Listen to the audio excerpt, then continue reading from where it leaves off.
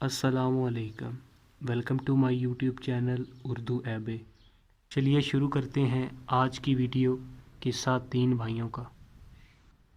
रिवायत है कि इब्ने आस्कर से सदका बिन यजीद ने बयान किया कि मैंने मुल्क तराबलस में 3 कब्रें बुलंद ज़मीन पर देखी। पहली कब्र पर लिखा था कि ज़िंदगी का आराम वो शख्स नहीं पा सकता जिसको यकीन है कि मौत आएगी और हमारा मुल्क हमसे छीन लेगी और हमको कब्र में सुला देगी।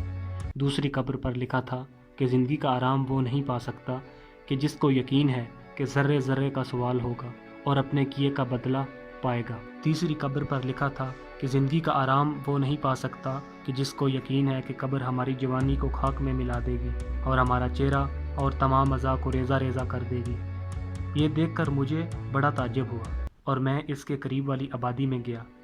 एक बूढ़े से मैंने इन कब्रों की हालत दरियाफ्त की तो उसने मुझे कुछ यूं बताया। वो बूढ़ा कहने लगा कि ये 3 भाई थे। एक इनमें से बादशाह का मुलाजिम था और लश्कर का सिपा सालार था, जबकि दूसरा मालदार सौदागर था।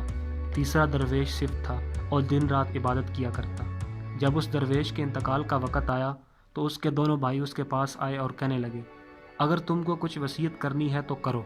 उसने जवाब दिया कि न मेरे पास माल है और न मुझ पर किसी का कर्ज, न मेरे पास कुछ असबाब है, लेकिन तुमसे इस बात पर इकरार लेता हूँ कि जब मैं मर जाऊँ तो इस टीले पर मुझे दफन करना और मेरी कब्र पर लिख देना कि ज़िंदगी का आराम वो नहीं पा सकता कि जिसको यकीन है कि ज़र्रे ज़र्रे का सवाल होगा और अपने किए का बदला पाएगा।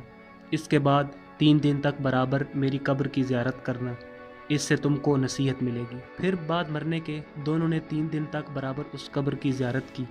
तीसरे दिन सिपा सालार ने ज़ियारत करने का कसद किया और अपने भाई की कब्र की जानिब रवाना हुआ। जब वहां पहुंचा तो कब्र के अंदर से दीवार गिरने की आवाज़ सुनी। खौफ से कांपने लगा और डरता हुआ मकान पर चला गया। रात को अपने भाई को ख्वाब में देखा और पूछा, ऐ भाई वो कैसी आवाज़ थी? तो भाई गोया हुआ और कहा कि फरिश्ते ने मुझसे कहा, फलां दिन एक मजलूम ने तुझसे फरियाद की थी और तूने उसकी मदद न की। ये कहकर एक गुर्ज मारा। ये आवाज़ उसी गुर्ज की थी। जब सुबह हुई तो उसने अपने भाई सौदागर और अपने दोस्तों को बुलाकर कहा कि अब मैं तुम लोगों के दरमियान नहीं रहूँगा और बादशाह की सोबत और मुलाजमत की मुझको हाजत नहीं। इसी वक्त ऐशो आराम दुनिया का छोड़ता हूँ और परवरदिगार की इबादत में मशगूल होता हूँ। ये कहकर पहाड़ का रास्ता इख्तियार किया।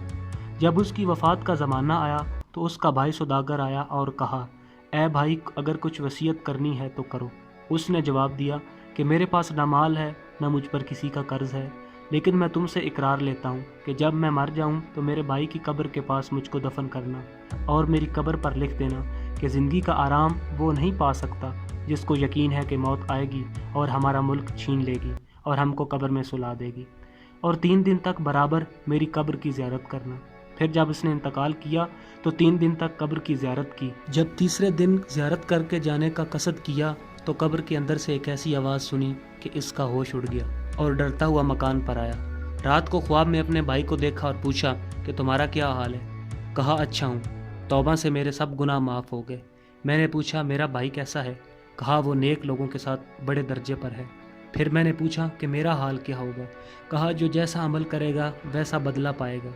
तुमको लाजम है कि फ़ुर्सत को गनीमत जानो और नेक अमल का तोशा इख्तियार करो। जब सुबह हुई तो इसने भी दुनिया से मुँह फेरा और अपना कुल माल फ़ुकरा और मसाकीन को तकसीम किया और अल्लाह ताला की इबादत में ज़िंदगी बसर की।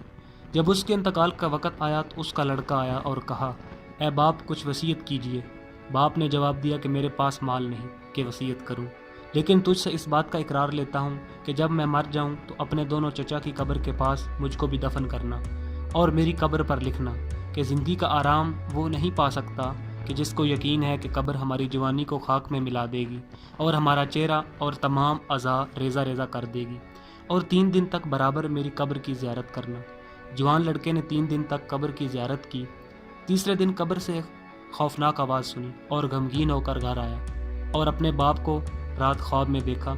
इसने कहा कि तू भी जल्द हमारे पास आएगा, अपने सफ़र और सामान दुरुस्त कर ले और जिस घर में तुझको आना है इसके वास्ते मुस्तैद हो जा और दुनियादारों के अंदर रह कर बेफिक्र ज़िंदगी ना बसर कर।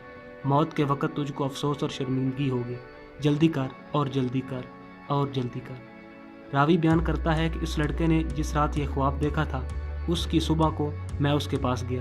اس نے خواب کا حال مجھ سے بیان کیا اور کہا کہ میری زندگی کے 3 مہینے یا 3 دن باقی رہ گئے ہیں، کیونکہ خواب کے اندر مجھے باپ نے 3 بار تاکید کی ہے۔ تیسرے دن اس نے گھر والوں کو جمع کیا اور سب سے معافی مانگی، قبلہ رخ ہوا اور کلمہ شہادت پڑھتے ہوئے اس دنیا سے انتقال کیا۔